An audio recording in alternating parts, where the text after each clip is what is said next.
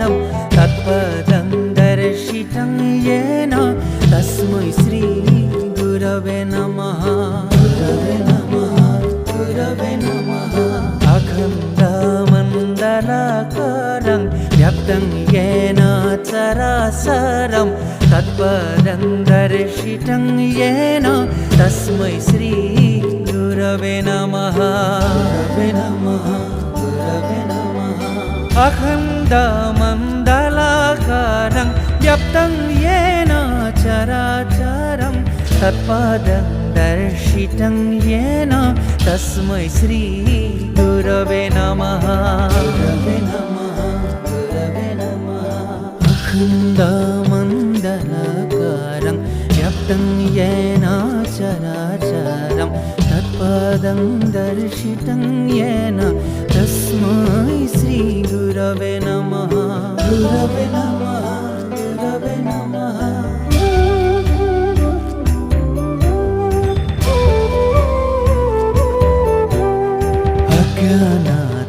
अज्ञानातिमिरन्धस्य ज्ञानञ्जनशलाकाय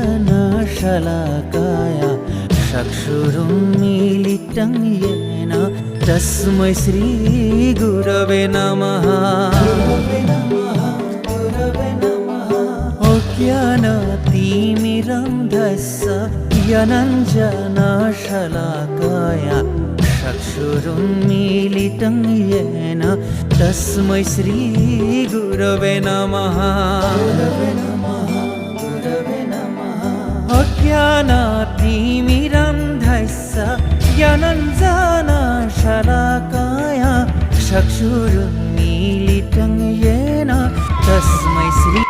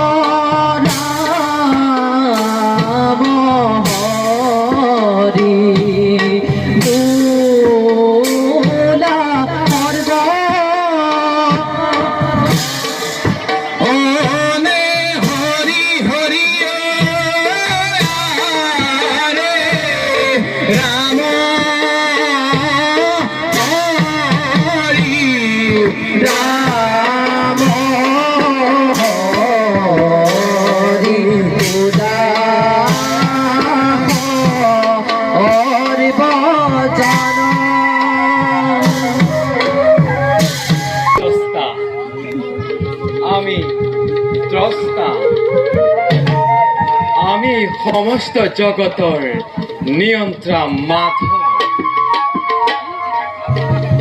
আমি মহাকাল কাল প্ৰাপ্তি হলে ঘোষণা কৰি এক মহাপ্ৰলয়ৰ উদৰে ধাৰণ কৰো নিজস্ব মতে। পুনৰ বিনোদ বিহাৰৰ আকাংক্ষা যেতিয়াই জাগিব মনত, তেতিয়াই সৃষ্টি কৰি লওঁ নব্য জগতৰ পুৰুষ আৰু প্ৰকৃতিৰ দ্বৈত সংযোগ। এয়াই মোৰ লীলা আৰু এয়াই মোৰ কৰ্তব্যৰ প্ৰধান উদ্দেশ্য। এই উদ্দেশ্য সাধিবৰ বাবে যুগে যুগে নানাৰ পদামি হওঁ অৱতাৰ। কৃষ্ণ বাসুদেবায়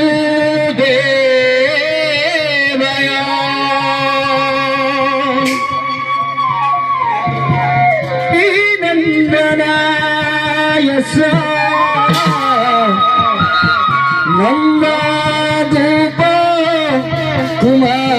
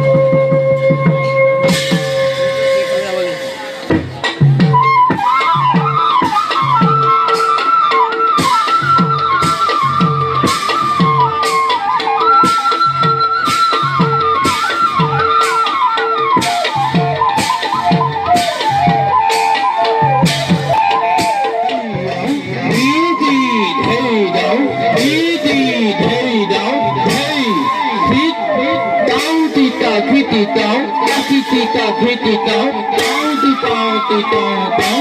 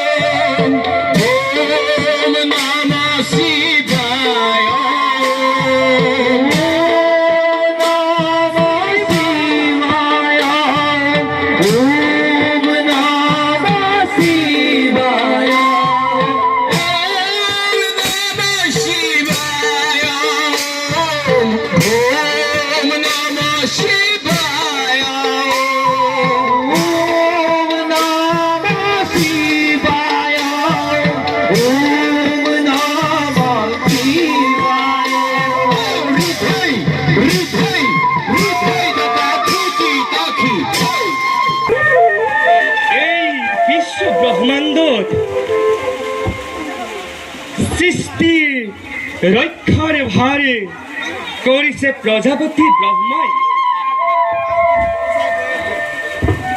আর সেই জীব জগতক পালনি করিছে বিষ্ণুয়ে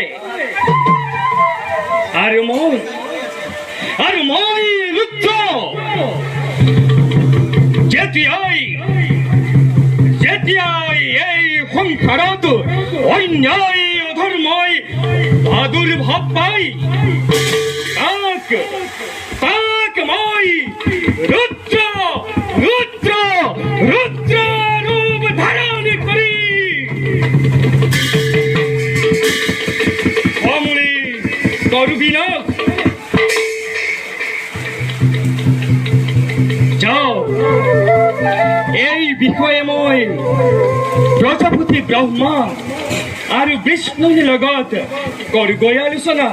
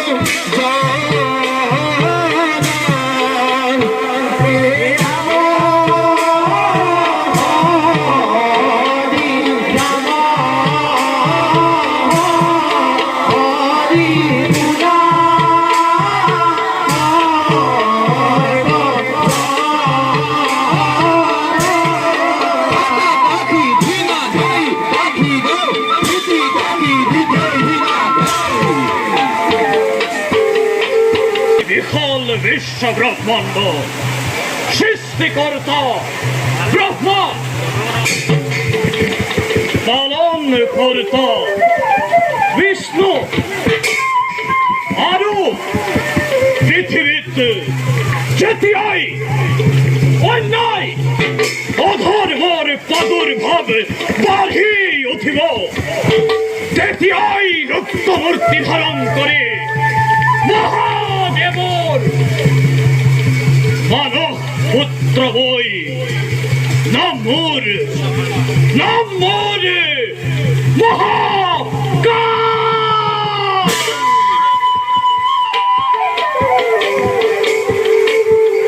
তিনিও জনপ্রত্যয় মুখে এই বিশাল সৃষ্টি রক্ষার ভার অর্পণ করেছিল কিন্তু কিন্তু আজি তাক মই পালন কৰিবলৈ ব্যৰ্থ।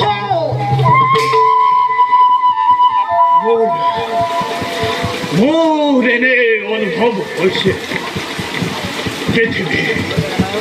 পৃথিৱী যেন ধ্বংস হ'ব।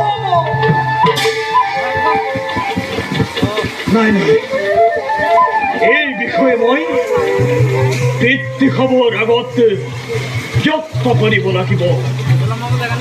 যাওঁ এনে মই নিজ কৰ্তব্যত হওঁ অগ্ৰসৰ।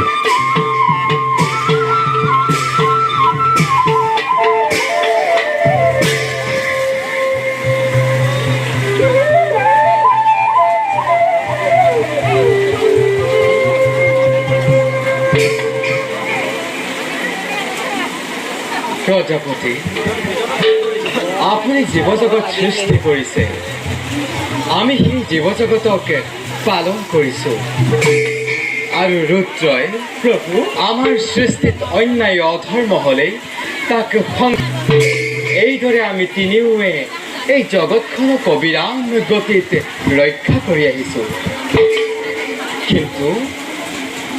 কিন্তু আজি অজানিতে হঠাতে সকলোবোৰ ওলতে পালত হ'ব ধৰিছে।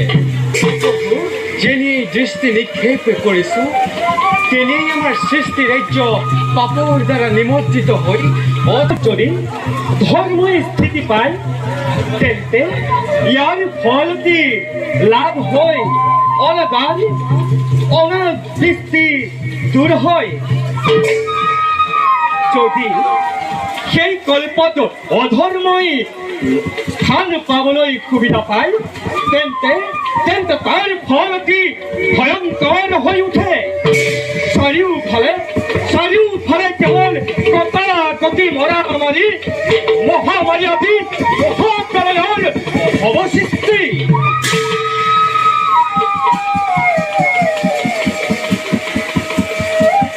প্ৰজাপতি, ৰুদ্ৰদেৱ, প্ৰভু, এনে লাগিছে কিবা যেন বিপদ আমাৰ ওচৰ চাপিব লাগিছে।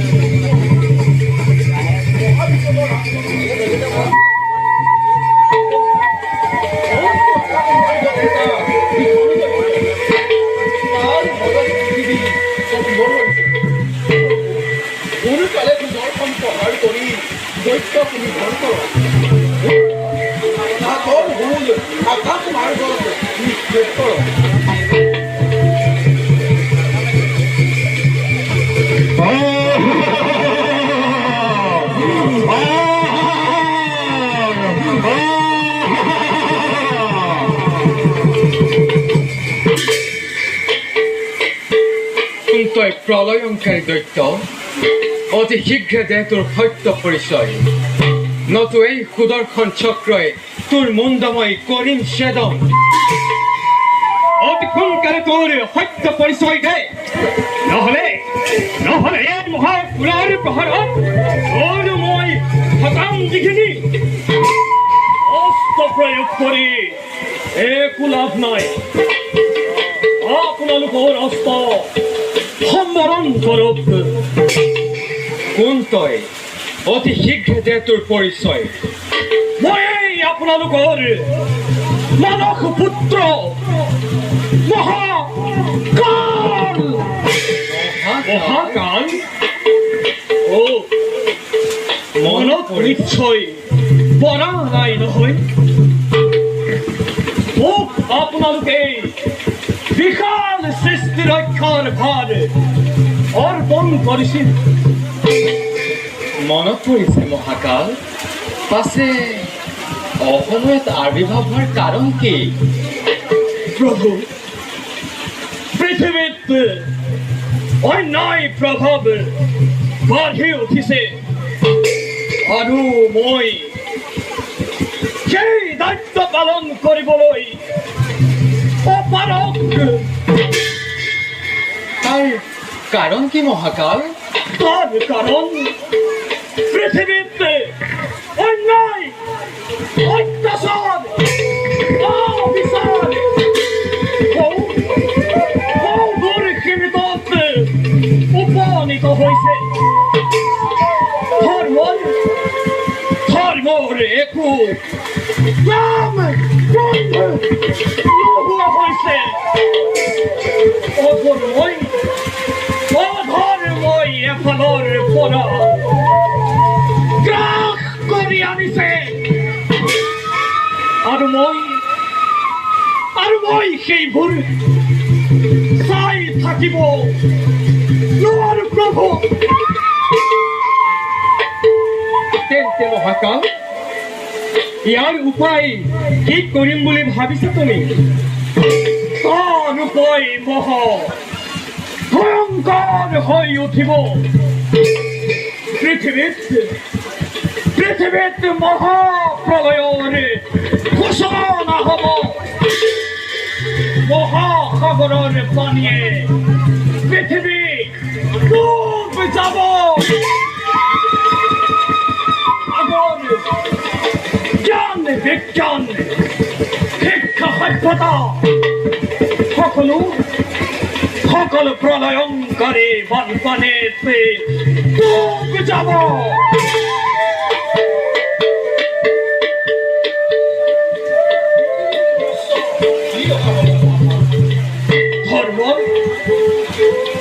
ধৰ্মৰ একো নাম গোন্ধি নোহোৱা হ'ল পৃথিৱীত ধৰ্ম বুলিবলৈ একোৱেই নাই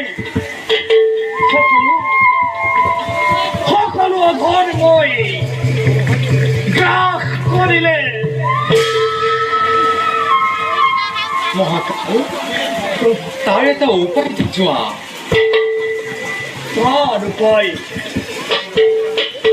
তাৰ উপায় প্ৰভু পৃথিৱীৰ সপ্তদ্বীপৰ ভিতৰত কেৱল জন্মদ্বীপৰ মহাধৰ্মপ্ৰায়ণ ৰজা সত্যবত মহাপ্ৰলয়ৰ মাজতো জীয়াই থাকিব তেওঁ দ্বাৰাই আপুনি সৃষ্টি ৰক্ষা কৰিব পাৰিব আৰু আপুনি যিমান বিলাক বেদাংগ আছে সকলোখিনি পাছৰ প্ৰজন্মৰ বাবে সংগ্ৰহ কৰি ৰাখক আৰু মহাপ্ৰলয়ৰ মাজত মহাসাগৰৰ পৰা মহাকায় জীৱ জন্তু দৈত্য দানৱ আদিয়ে মূৰে দাঙি উঠিব ৰুদ্ৰমূৰ্তি ধাৰণ কৰি সংহাৰ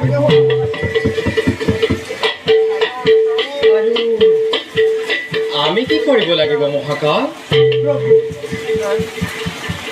আপুনি সত্যবত ৰজাক লগত লৈ সেই সময়ত আপোনাৰে যে অৱতাৰ হ'ব প্ৰয়োজন সেই ৰূপ ধৰি সৃষ্টি ৰক্ষাৰে প্ৰয়োজনীয় উপাদানসমূহ সংগ্ৰহ কৰিব লাগিব।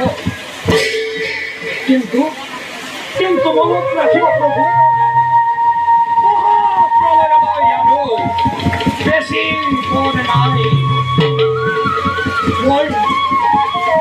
মই মোৰ কাৰ্য আৰম্ভ কৰোঁগৈ।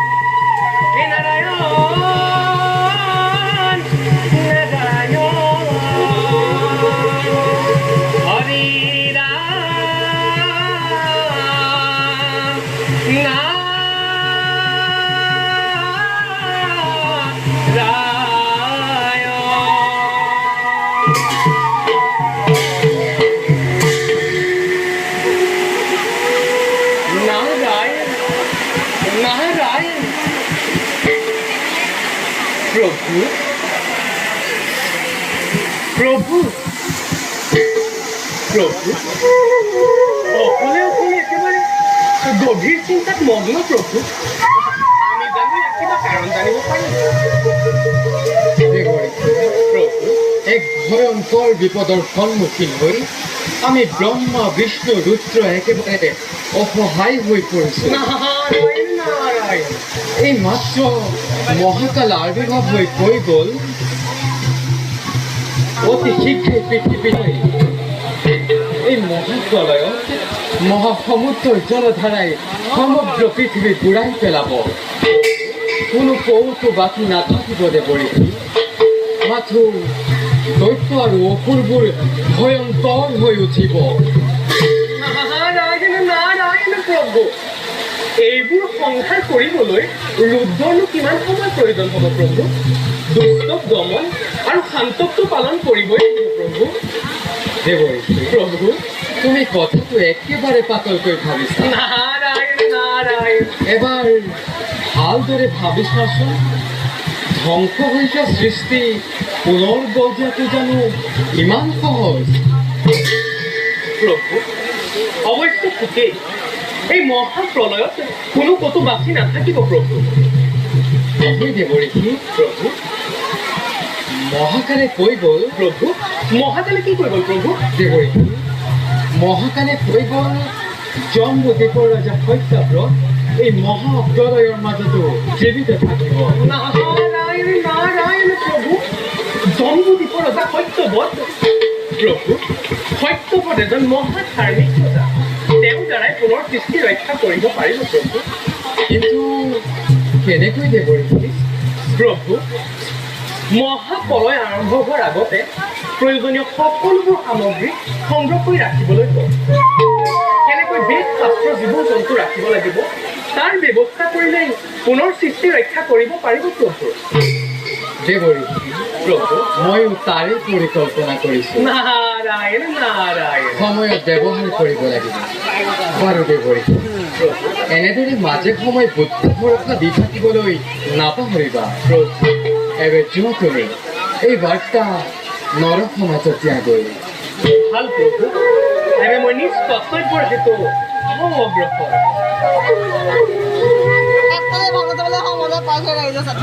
সন্তা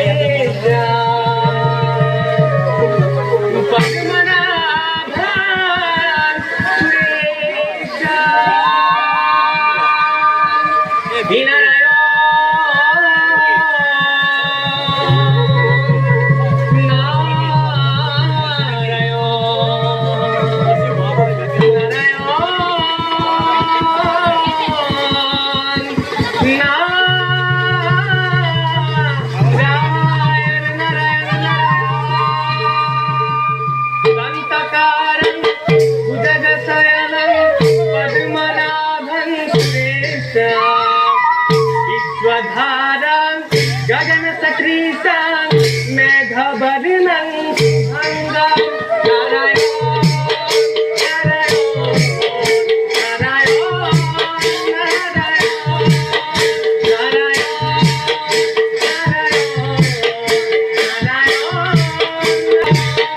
लक्ष्मीकान्तं कमलनयनं लक्ष्मीकान्तं कमलनयनं योगी वन्दे विष्णु भवभयहरणं सर्वलोकितनाथ नारायण नारायण नारायण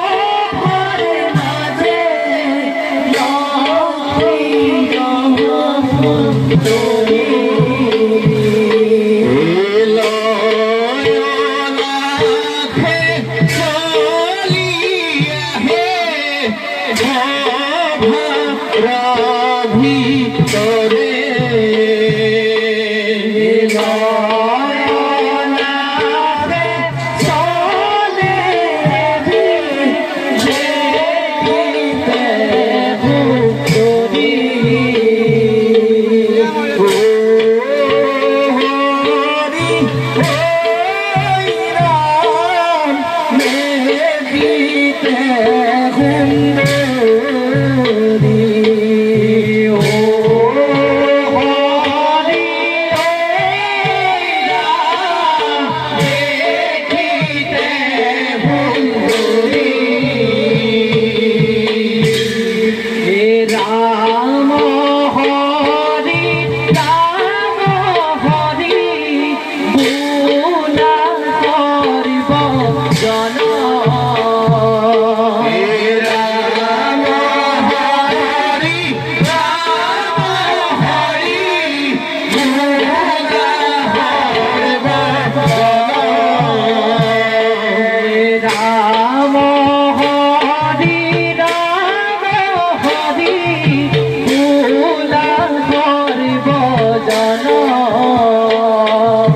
রাম হরি রাম হরি ভোলা হর ভজন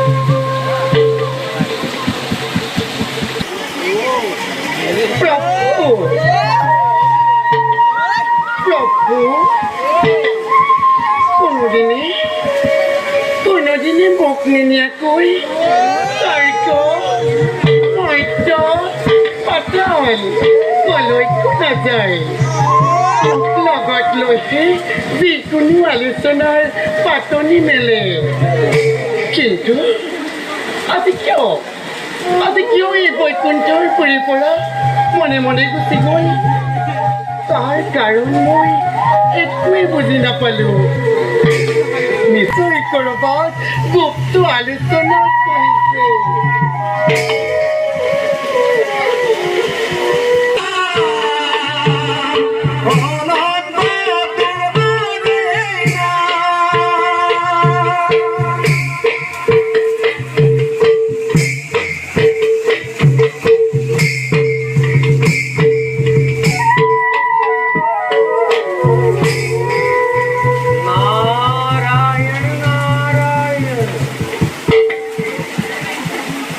দেবী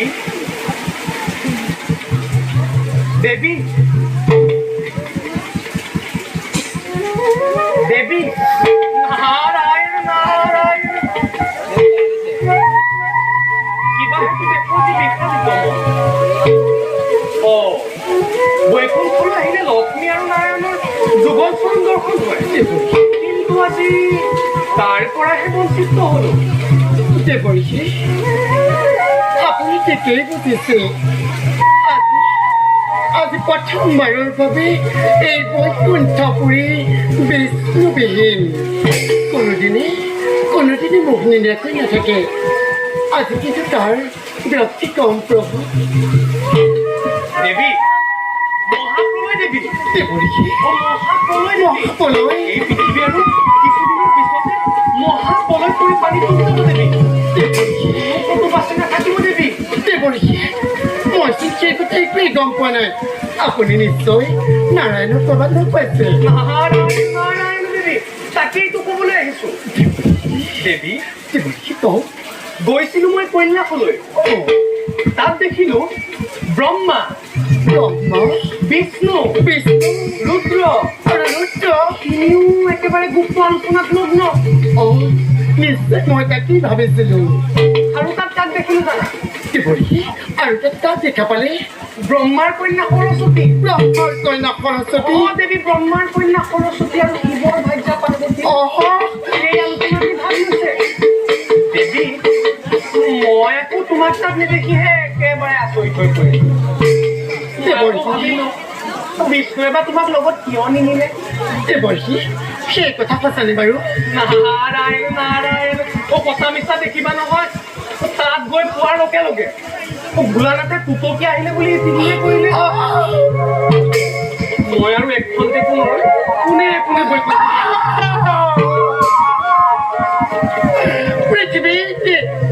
পৃথিৱীত মহাপ্ৰলয় আৰম্ভ হৈছে পৃথিৱী ধ্বংস হ'ব তাৰ আলোচনা হৈছে গোপনে অথচ মই একোৱেই গম নাপাওঁ সেই গুপ্ত আলোচনাত যদি শিৱৰ ভাৰ্যা পাৰ্বতী আৰু ব্ৰহ্মাৰ কন্যা সৰস্বতী থাকিব পাৰে মই কিয় নাৰায়ণৰ পত্নী হৈ মনোযোগ্য হলো দেৱৰ্ষি এতিয়া মোৰ কৰ্তব্য কি মই বৰ ভীষণভাৱে অপমানিত হৈছো নাৰায়ণ নাৰায়ণ দেৱী তাতোতকৈতো তুমি আচল কথাটো নাজানাই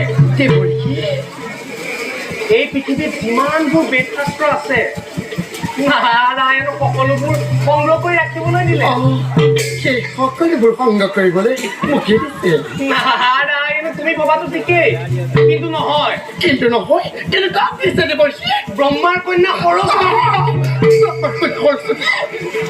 আৰু কি জানা দেৱী আৰু কি ক'লে দেৱৰ্ষি এই পৃথিৱীত যিমানবোৰ জীৱ জন্তু আছে সকলোবোৰ সংগ্ৰহ কৰি ৰাখিবলৈ দিলে না সেই সকলোবোৰ সংগ্ৰহ কৰিবলৈ মোকে দিছে নাৰায়ণ নাৰায়ণ তোমাক অতন দেৱৰ্ষি মোক নিত আৰু বিষ্ণুৱে অন্য কাক দিব পাৰে আৰু দায়িত্ব অতন দেৱৰ্ষি সেই সকলো দায়িত্ব মোকেই বহন কৰিছে নাৰায়ণ বাৰু পাছতে কম দেৱৰ্ষি সেই সকলো দায়িত্ব মোকেই দি থৈ যোৱা নাই জানো কওক দেৱৰ্ষি দেৱৰ্ষি সোনকালে ব্যক্ত কৰক সেই সকলোবোৰ দায়িত্ব মোকেই যদি দিয়ে মই যে কিমান আনন্দ পাম নহয় নে দেৱৰ্ষি নাৰায়ণ কিবৰ মাইতা পাৰ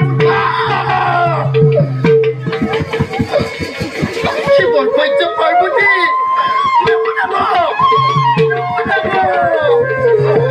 এনে গুপ্ত কাহিনী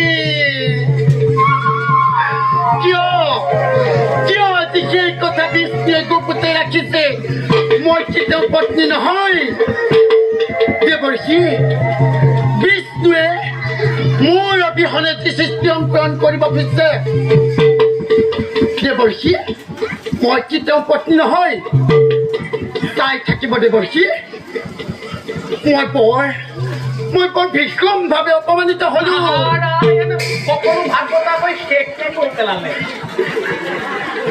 দেৱী নাজানো বিষ্ণুৱে তোমাক প্ৰত্যাখ্যান কৰি কৰি গুপুতে গুপুতে সৃষ্টি কিহৰ বা নতুন পাতনি মেলিছে দেৱৰ্ষি নাৰায়ণ বিষ্ণুৰ সেই সৃষ্টিৰ পাতনি মই নিমিষতে ৰুদ্ধ কৰি দিম তেতিয়া বুজিব বিষ্ণুৱে এই লক্ষ্মীক অৱহেলা কৰা পৰিণাম কিমান ভয়ংকৰ হ'ব পাৰে চাই থাকক দেৱৰ্ষি আপোনাকে সাক্ষী কৰি আপোনাৰ সাক্ষাততে এক মহাপ্ৰলয় সৃষ্টি কৰি বিষ্ণুৰ সৃষ্টি মই ধ্বংস কৰিম দেৱী অ দেৱী